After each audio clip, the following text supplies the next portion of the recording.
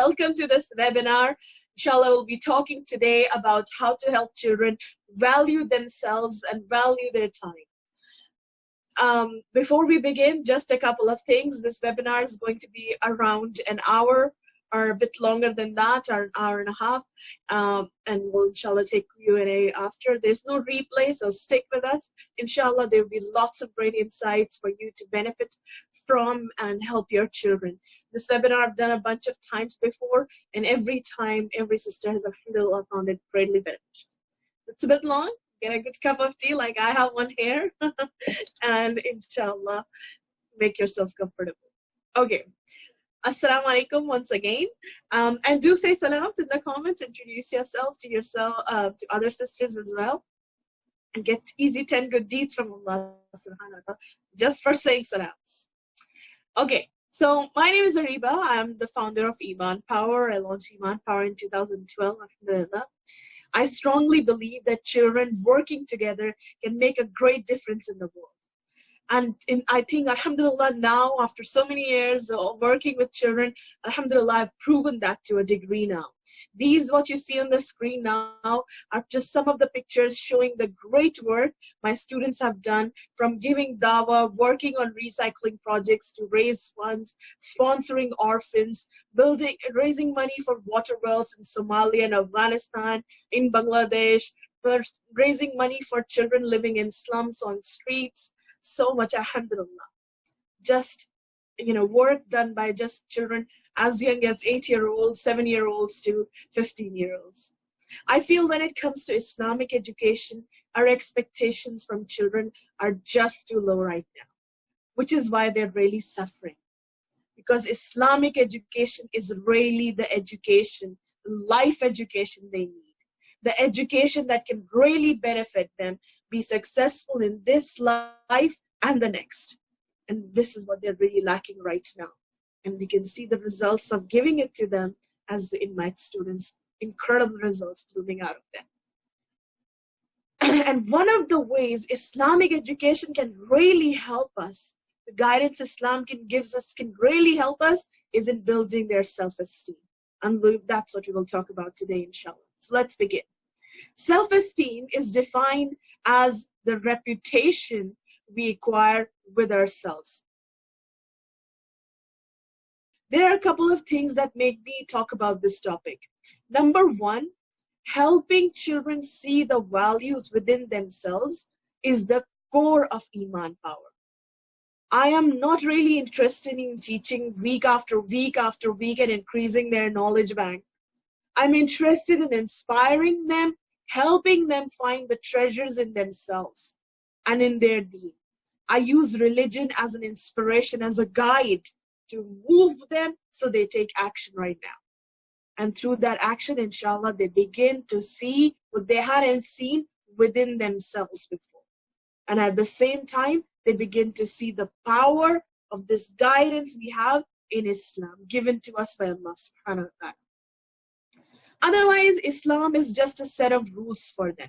If we want kids today to love Islam and want to learn Islam, then our teaching of Islam has to add value to their own lives.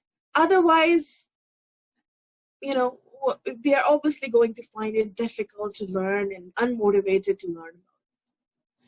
Secondly, I did a survey a while back where I asked parents what are the major challenges that they are encountering with their children. And the number one issue people said was wasting of time, right? Many of you probably feel the same. But the number two issue was low self-esteem. And of course, it's not hard to understand why that is. If they don't value themselves, they are not going to value their time. They're not going to value their time. I also think that this survey reflects another problem. That is, in fact, that most parents didn't identify the reason for this or didn't identify this connection. That the reason children don't value their time is because they don't value their own selves. The low self-esteem is at the core of this issue. They think that my time is insignificant. What happened? What does it? Why does it matter if I just throw it away, right? Give it to this game, give it to this person asking me to do whatever. If they valued who they are, they valued their time, they will not just give it away to anything or anyone. So for all these reasons, I decided to have this talk about this, and inshallah, we'll go much deeper in this webinar. And as I said, alhamdulillah, many sisters around the world have found it extremely beneficial, and I hope you are the next one. So for all,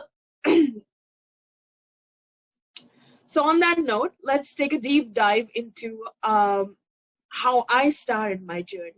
The way I hope to explain this all to you is through my example, and I hope that demonstrates, rather than just talking about abstract concepts, the story that I'm going to tell you about my life, inshallah, my journey will inshallah demonstrate to you how to build that self-esteem in children and many other concepts, inshallah, earlier. I will talk about how I came to start seeing the value in myself and my time.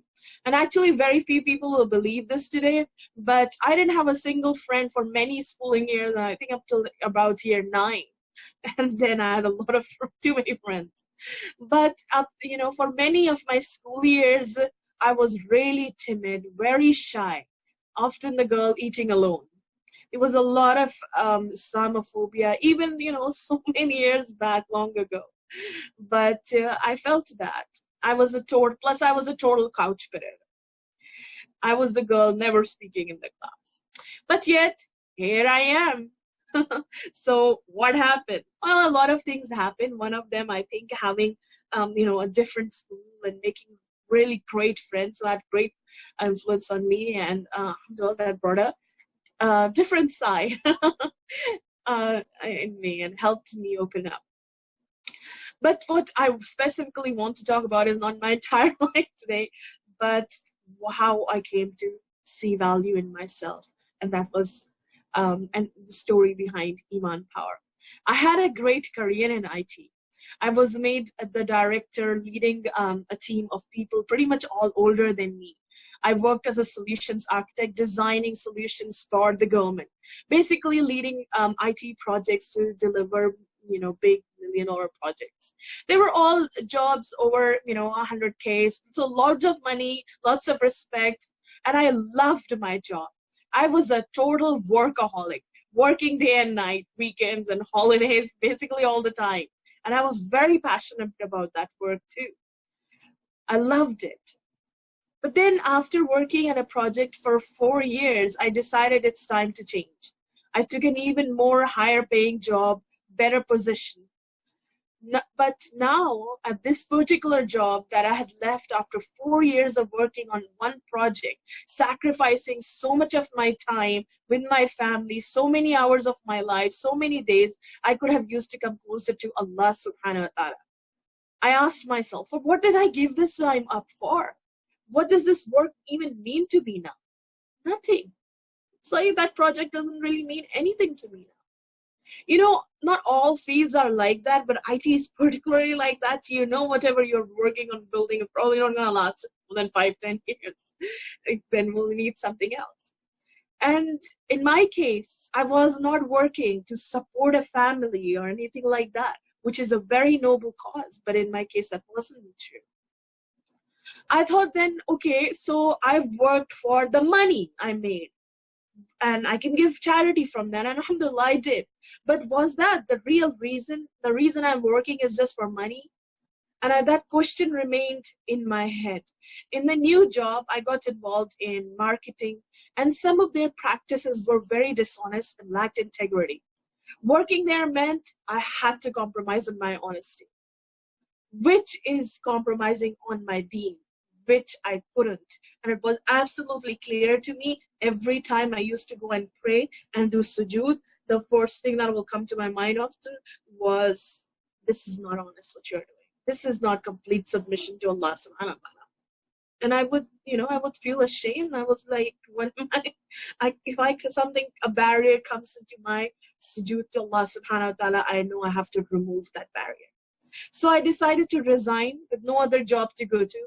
It was a very difficult thing for me to do, but very liberating once I did it. I didn't know what the future holds. Now I was unemployed. I hated that feeling. I dreaded telling anyone that I don't have a job. But guess what? It was only for 1 week. Only 1 week. And alhamdulillah, I had another even better paying, better job, higher pay. But I was back in the same crazy routine, working day and night. But something had changed this time. I kept wondering, as a Muslim, I am meant to struggle for sake of Allah. But what am I struggling for? I again questioned, what was my intention for working? What was my intention for even doing an IT degree to start with? I wasn't really working to support my family or anything. Now, you know, and now I know for sure that I wasn't really, that the money, I don't have this deep love for money. Otherwise, I would not have put that job. Then I thought, okay, maybe it's just what we do, You go to school, you go to uni, and you get a job, and you just keep trying to go higher and higher and higher. That's just what we do. Maybe it's the prestige of it that you're working, I'm working for. And that's just what, how the world works kind of a thing.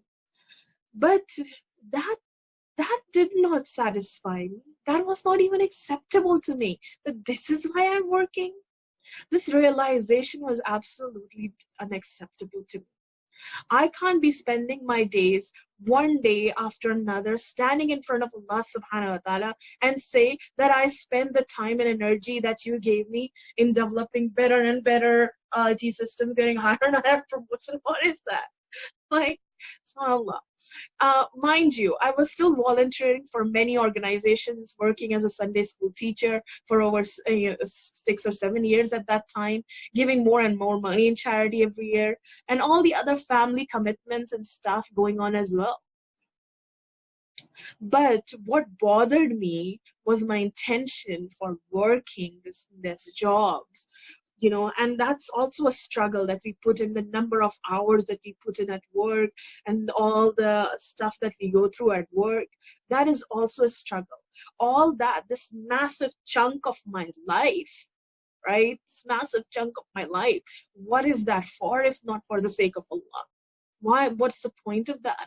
I kept asking myself, am I using the skills, the time, and the energy Allah has given me for His sake?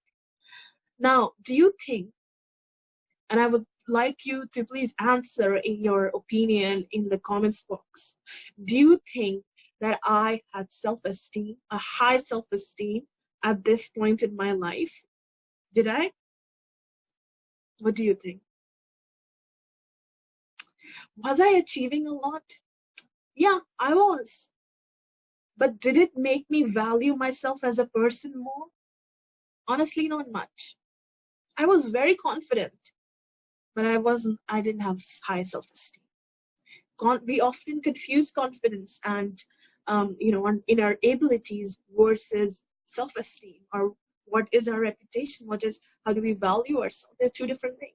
I could be confident at, speaking with you, but I could be really unconfident if you ask me to draw something, right? Not confident. I don't know if unconfident is a word. Anyhow. But self-esteem is not dependent on one thing or the other. It is our reputation with ourselves. So did I think I was capable? Yeah, I actually did. But I didn't think it was of much value, my capabilities, or of much value.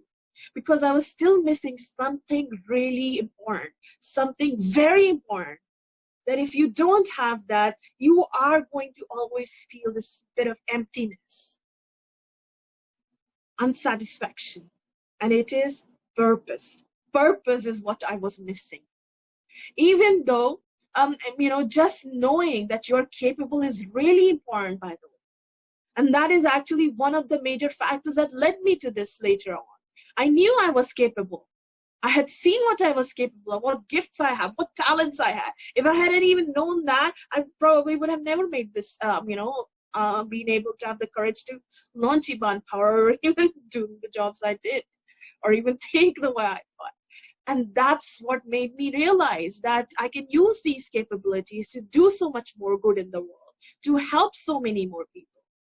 And that is a very important role. we as parents and teachers play in the lives of children.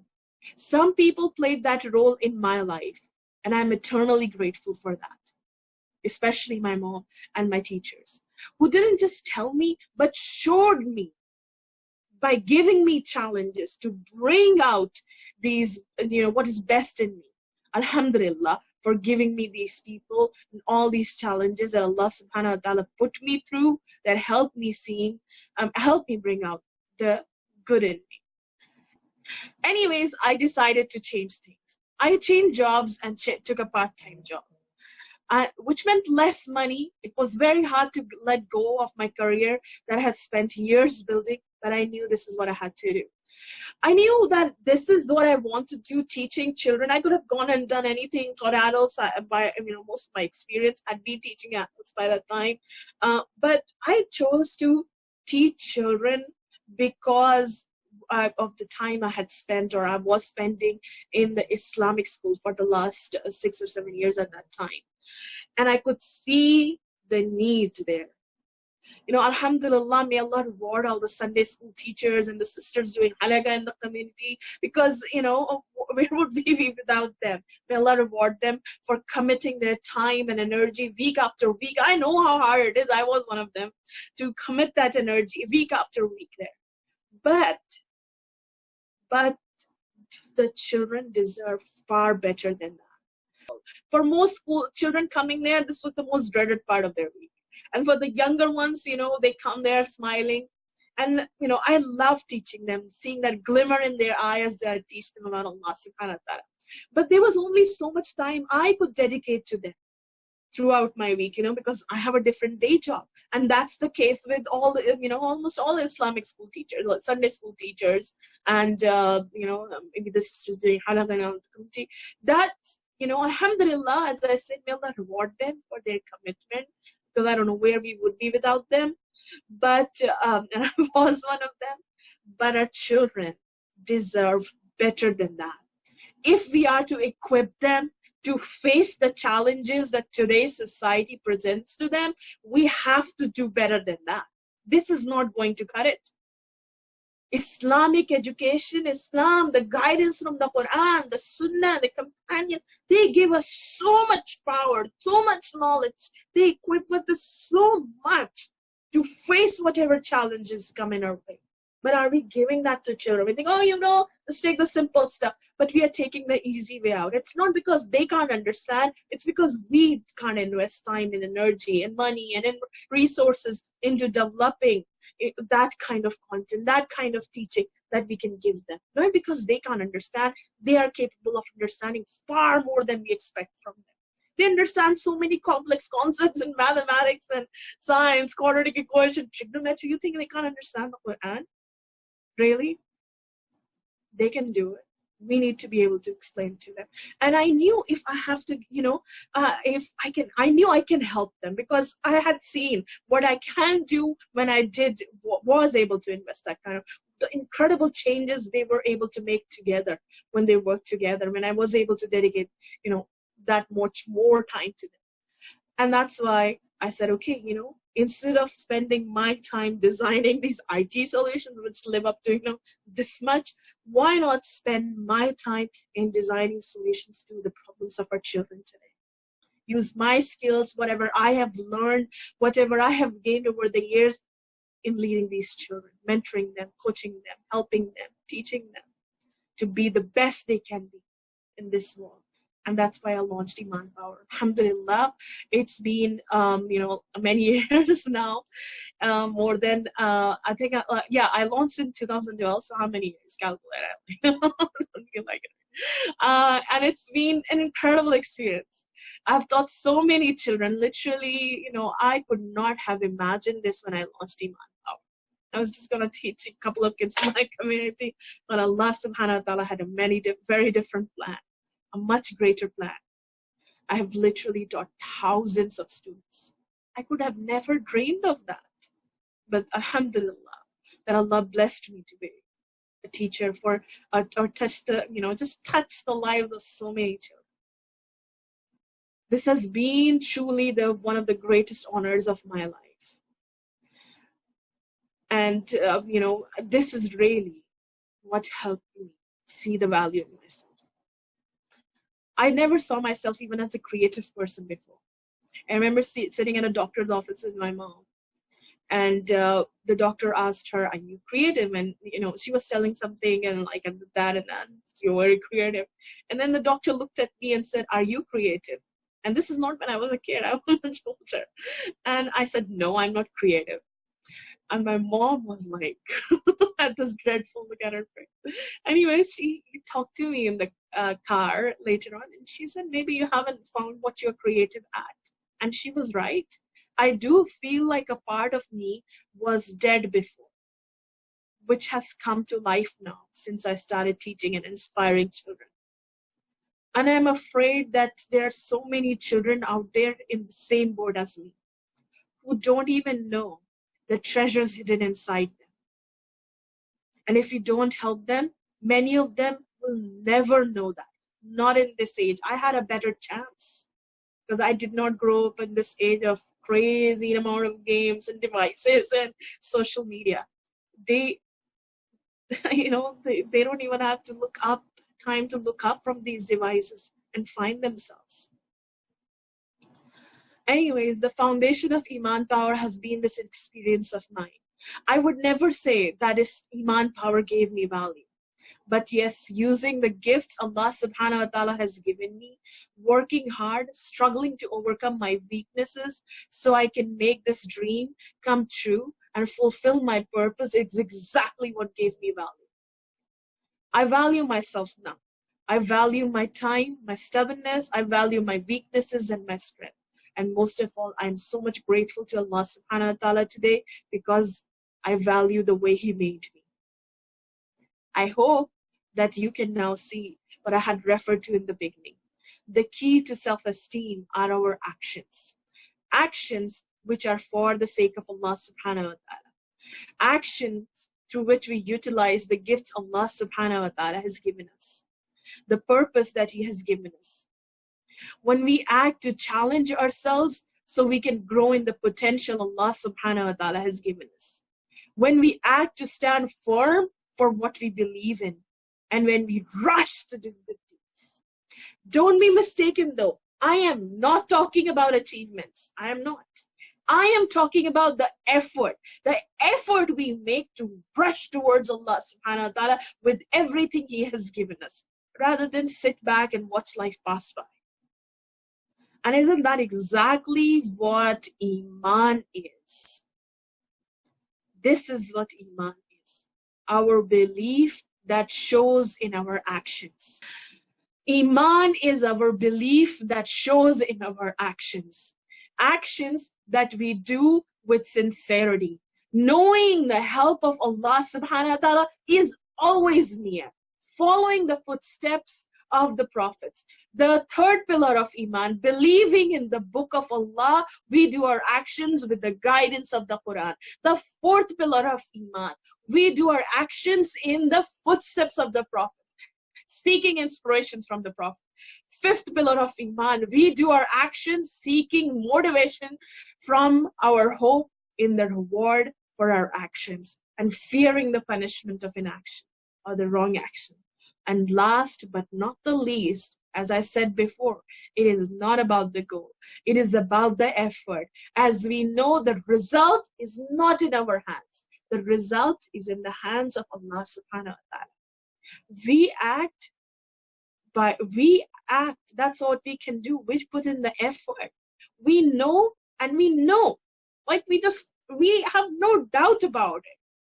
That when, we are acting for Allah subhanahu wa ta'ala in according to the Quran, then we will be rewarded for it.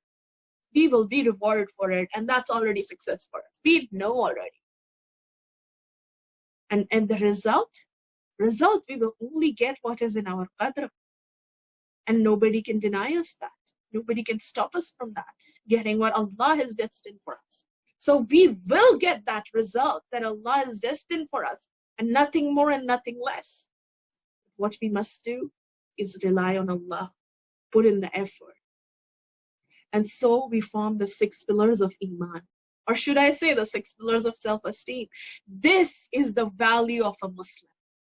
We know how Allah values us. He doesn't value us according to how we look, how much money we have, how many friends we have, how popular we are. And often people put their worth in other people, how much their parents love them, or how much their children or husband loves them, how much money they have, other things, and so on.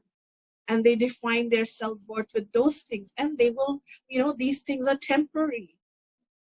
And so when they lose that, they lose all their self-esteem. Their self-worth comes crashing down. A Muslim values themselves according to how Allah values us. And Allah values us according to our Iman. Iman is the worth of a Muslim.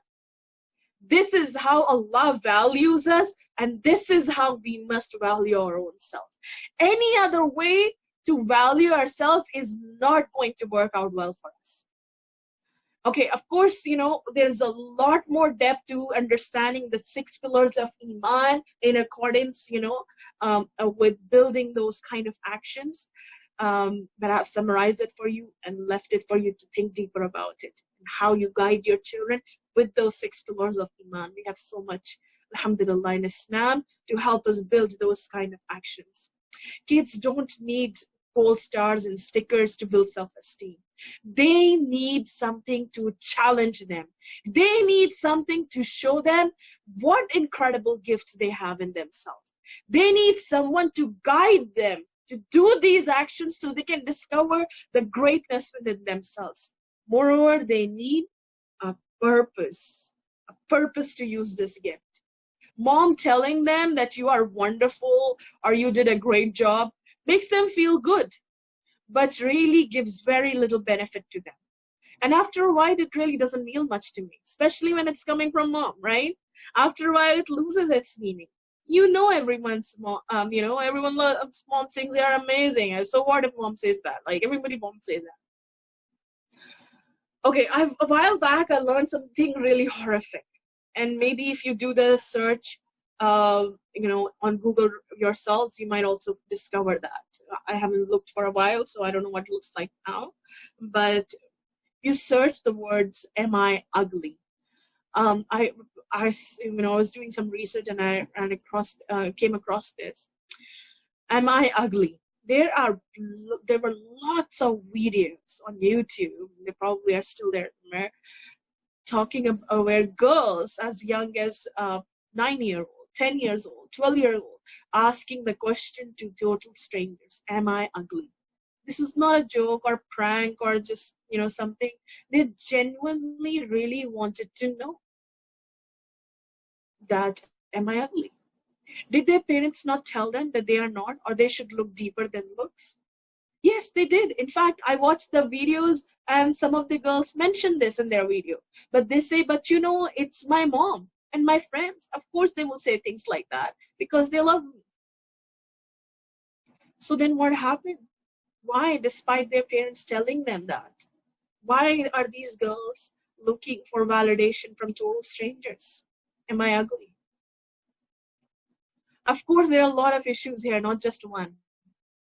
But one of them is the fact that this little girl has been told that she is special, but she has not been shown. What is it that makes her special? What is it that is really valuable about her? If she had been using her gifts, her abilities for the right purpose, then do you really think that this question would even be on her mind? It would even matter to her? It won't matter how she looks, because she knows she has something far more valuable. We know the youth, is a time of energy and enthusiasm of doing great things.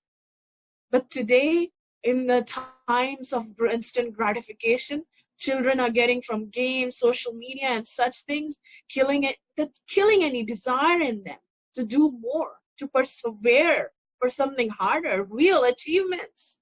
Where are the youth today? Like Osama ibn Zayd radiallahu anhu was a teenager, was leading an army, commanding people like Umar radiallahu anhu. Like Imam Shafi as a teenager, leaving his home to go and study Islam. Today, we see much higher rates of depression in children, much higher rates of suicide in children. And if they are, children as young as 10-year-olds. I have had students, when they started a course, their mother's telling me that my son has said that he's very depressed.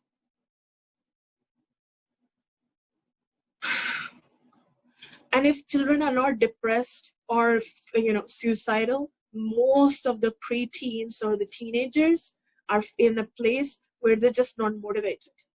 They don't want to go anywhere. They don't want to do anything. Even the thing like you used to like doing it. What's the matter? What happened? Like, yeah, I don't feel like it. Just want to sit in front of a screen.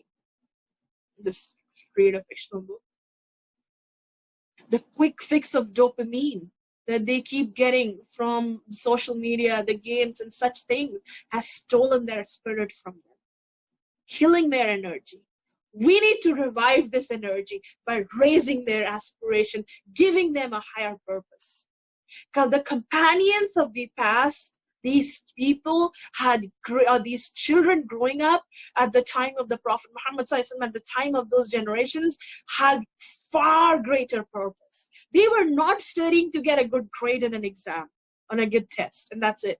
They were not just, going out and doing work so, they get a trophy or something. They were working to serve humanity, and through which they were serving Allah subhanahu wa ta'ala. They knew the work that I am doing is going to have an impact, real impact on other people's lives, helping them. They were serving the creation of Allah subhanahu wa ta'ala, through which they were serving Allah subhanahu wa ta'ala, being good khalifas of Allah. Imam Shafi didn't leave his home and go and find a teacher far away just so he can get a good grade in an exam. He went to study so he can learn and he can educate people and be a light for humanity until the day of judgment. And that was the vision, as I read in a book. I'm not 100%, sure about the authenticity, but one of the books I read is that when he told his mother that I want to go, his mother made dua for him, that this is what I had been praying for. This was her vision, that may you become a light for the creation of Allah till the day of judgment. That's the vision of a mother. What's your vision for your child? What is your vision for your child?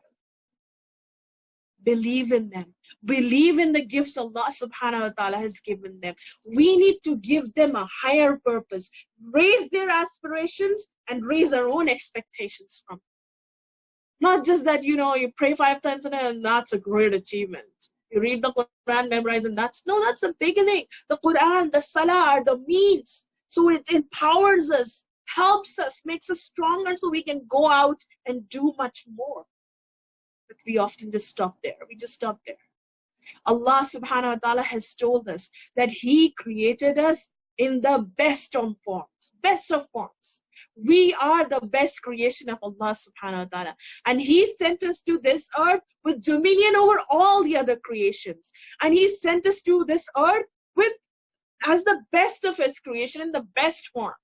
With other creations subjected to us. This earth, the sun, the moon, the plants, the animals are all working every day to serve human beings. SubhanAllah. Do you think that if Allah wanted, He could have made you a cockroach crawling on somebody's kitchen? Yeah. Was it hard for Allah? No, of course not. But He didn't. He created you in the best form. He designed you in the best form as His best creation. And unfortunately, there are people who consider themselves more worthless than a cockroach. What an incredible potential we have in us. And we need to remind the children of that. We have no idea, none of us do, what we are capable of. Not the children, not you, not me. Only Allah knows what we are capable of. We do, however, know that we are capable of being great Khalifas of Allah on earth. Whether we reach that potential or really do actually become more worthless than a cockroach, lowest of the low, then that is up to us to decide. And if you decide to be amongst, the best people walk on this earth, then know that that's what Allah wants for you. That's what Allah wants for your children. Yeah, there are multiple challenges and so on, but this is what Allah wants for you, wants for your children. Allah is on your side. Allah subhanahu wa ta'ala, the Lord of the universe, who controls everything, who knows everything, who has power over everything. He is on your side if this is your desire to be a good Khalifa of Allah on earth. He wants you to be He wants your children to be in the highest level of Jannah. He wants to honor you for the great upbringing you gave your children. He is on your side. Now, today we have been talking about self-esteem, but guess what? In the last few years, there has been an increase in self-esteem education in schools. And in line with that, there has been an increase in the narcissism in university students. So they, looked at the children who had studied self-esteem and been given that education, helped them building their self-esteem as when they were kids. And when they looked at them as adults, as university students, they had become really narcissistic. So what happened? Now it sounds funny and it's confusing, like what happened? We thought self-esteem is a good thing. But it is clear what is going wrong here. And unfortunately, I think a person who doesn't believe in God is always going to have such issues.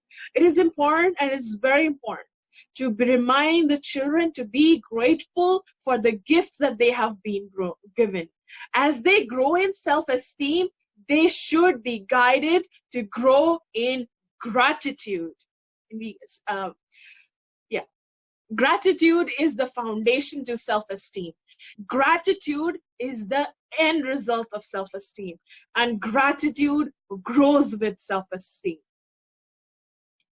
I find if we focus on teaching children to thank Allah subhanahu wa ta'ala for pretty much everything, from clothes to food, from money, all these material things that they have, but not for who they are.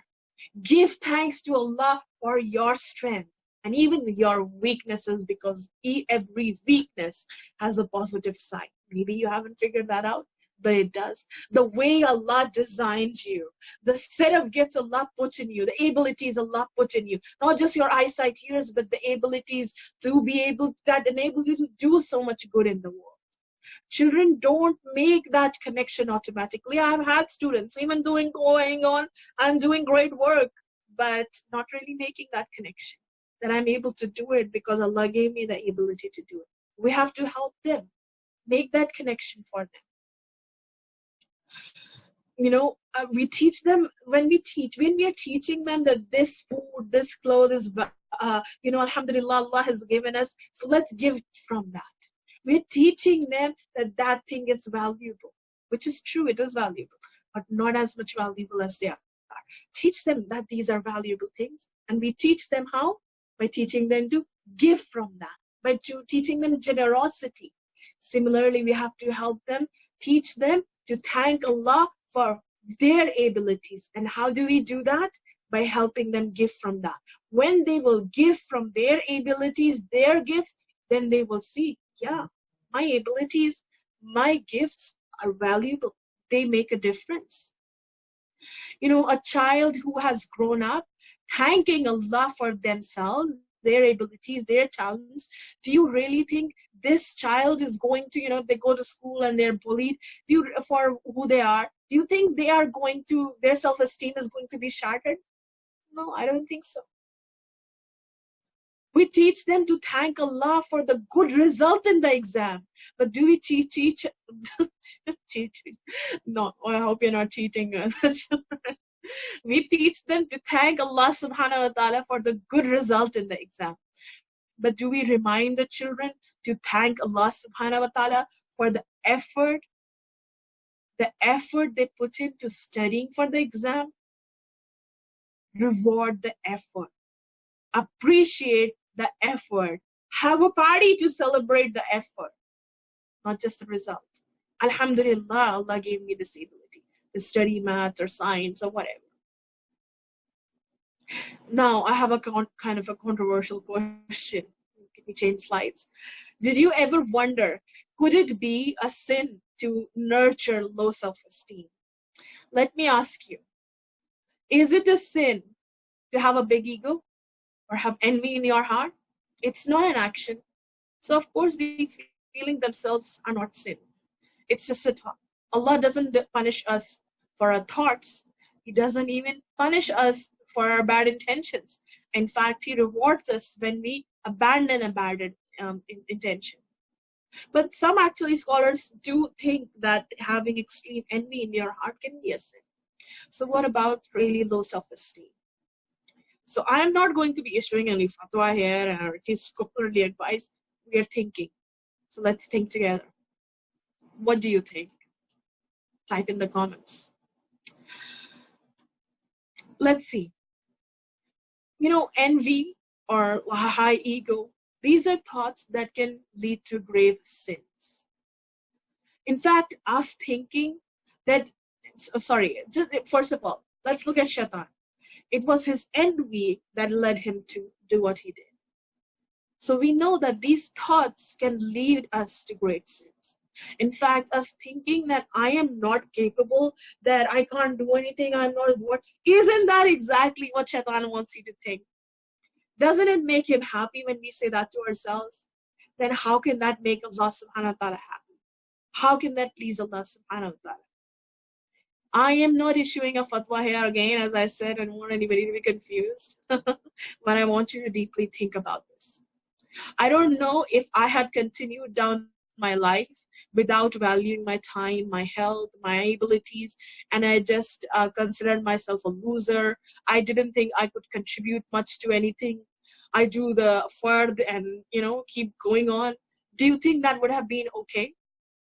We know Allah questions us and will question us about all of this one day. What we did with our time on earth, what we did with the gifts He given us. But did you wonder why? Why does Allah question us for everything? What if I just, why is that such a crime? What if I just, didn't choose them? I just did the fard. Consider this example. These, one of my courses was Humble Your Heart. Each of the children there, I gave them an individual project to sponsor an orphan. And they had to do that within 3 weeks. Now, I had planned this for a long time. And when the time came, I was like, what am I thinking? The next day I was going to tell the children, this is what we're doing. And I was like, no, this is going to be too much for them. They're not going to be able to do it. But that day I got a letter in the mail. And this was the letter. We go to that screen with this in the slides. This was the letter with the picture of the well that was built by the money children had raised. Not just one, but 5 water wells. Now, if you go to the next screen, you will see that this was my goal was far lower than what children, what they did together. I had thought, okay, maybe 2,000, and even that's too much. So maybe I'll put my money and I will get some water well. And children far exceeded that expectation. Far exceeded that expectation. And so I went ahead with that project. Next, in this course, I said, okay, again, I'm gonna tell them to do this, and we'll do this. And they did it. Alhamdulillah. They didn't just sponsor one. Some children sponsored 2. Some sponsored 3 orphans within 3 weeks. 70 orphans had new hope, food, clothing, education. How much effort did it take from us? A few weeks? Just a few weeks. And it made such a massive difference in somebody else's life. What if one child had said, though, no, I can't do it. It is too hard for me to do it. What could happen to that orphan? What would happen to them? Yeah, orphans will still be sponsored in the world, but one less. One less. When we deny our abilities, we deny the responsibility to use them. And when we deny the responsibility to use them, we deny the world of all the good that was meant to come through you, through our abilities. So let me repeat. When we deny our abilities, we deny the responsibility to use them. And when we deny the responsibility to use them, we deny the world of all the good that was meant to be contributed to it through our abilities. And isn't that injustice? Isn't that injustice not just to ourselves, but the whole world? Allah says, I created you in the best form. And what do we say? I'm not capable. I'm not capable. For someone with low self-esteem, it is easier to think that my actions really can't make much of an impact. So it doesn't really matter if I don't do it. And sometimes even now, I end up thinking like that. And in doing so, the world misses out on all the good that could have been contributed to it through you. Unfortunately, I think we use it as an excuse many times. In fact, the way out of self-esteem is the way to find out what you're capable of. It's not going to happen by, you going and telling your children you are capable of this, this, this, this. Write it down, memorize it. They're going to have to work, put in the actions and discover that and experience it. Those actions are going to help them come out of it, help them build self-esteem. It's not like you can just simply, just lie somewhere and meditate and like, yeah, I'm great at this.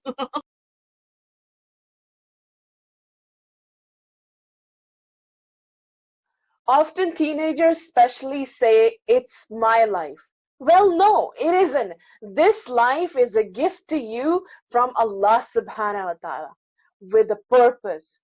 Our jobs as adults is to remind them of that purpose and what they're denying the world of when they're denying themselves. Let's take an example of an alcoholic father. When he sinks himself into alcohol, he doesn't just destroy his life, he takes a father away from his children, a husband away from his wife. If he had chosen not to self-destruct like this, perhaps he could have been a doctor, a teacher, an artist, a scientist, a writer, whatever.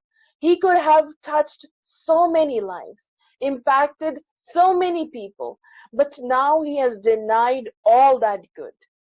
Imagine the ripple effect of all that.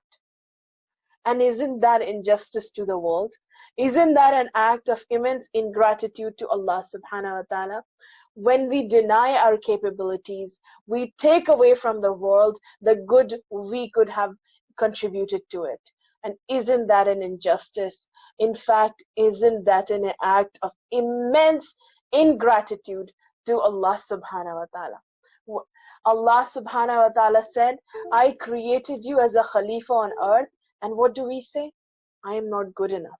And look at the world today. On one side is extreme pain, and on the other, extreme luxury. We are the ones in luxury, no matter what you think of your life, whether we appreciate or not.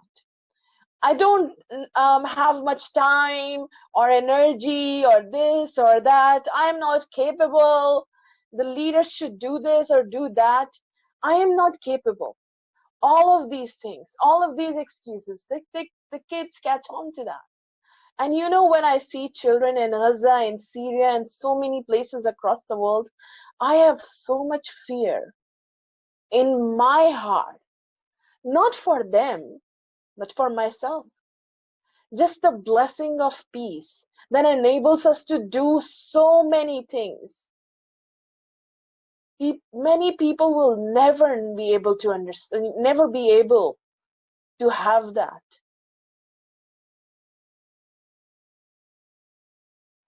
Allah didn't give us all this because we are more special than them or just by chance. Allah gave us this so we can use it to help them. They are going through these struggles and earning their place in Jannah through them. What about us? What about us?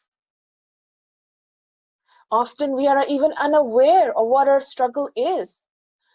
And I personally feel as an adult, the more I waste my time, more than unnecessary, the more it is injustice to the world. It's scary. And may Allah forgive us, and may Allah forgive us all for our ingratitude. Because we can never truly be grateful to Allah subhanahu wa ta'ala for what He has blessed us with. And this is why I have designed Rising Heroes program for your children. This is how I do it. I want to give the children an avenue to do what they love and add value to the world through it. This is an intense course, but this is what the children today need. An opportunity to work together with their peers for a higher purpose, raising their aspirations, rather than just, the purpose of scoring well in a test. No, a much higher purpose. And opportunities to use their gifts to design solutions to real problems in this real world, to solve them, to be problem solvers, not just complainers, not just people who watch, people, tragedy after tragedy, people suffering all over the world in different places, in different ways, and just watch in despair. I wish I could do. We don't want that for the next generation, for our children. They need to be leaders, problem solvers. We were talking earlier about thanking Allah for these stuff that we have and giving that to the poor. More than the poor need the food, the clothing, they need the efforts of your children. They need their abilities, their gifts to help them come up with solutions to those problems. Not just apply Band-Aid by just giving a little bit of charity. So Rising Heroes gives the children that training right now, not tomorrow when they grow up, but right now using the capabilities they have. Raising their aspirations, expecting more for them and coaching them to achieve that. So they are problem solvers. They are designer, not just people who sit on sidelines. The lessons are not there to increase their knowledge banks, but the lessons are there to motivate them, to inspire them. Simply put, it is to help them understand the need, the reason why they have to act, and guide them through how to act, how to come up with solutions and implement them. And giving them the life skills that Islam gives us to succeed in our mission. Lessons to help them build the right sense of purpose in them, to be inspired by the greatest people who walked on this earth, using the tools and knowledge of Islam gives us to act with excellence and persevere, to learn the ethics of being a great leader, honesty, forbearance, and many things, and a great Khalifa. What makes a great Khalifa of Allah subhanahu wa ta'ala on earth? They are to instill the ethics of a good leader in them, to empower them with life skills that Islam gives us, which are going to benefit them, not just now, not just with this project they're going to work together on, but throughout their life, inshallah, in every aspect of their life, giving them a positive environment. Rising Heroes is going to give them a positive environment of peers working together, who influence each other to race towards Allah subhanahu wa ta'ala. My vision and my goal with Rising Heroes is to empower the children. Empower them with the power of Iman, power of actions taken for the sake of Allah alone.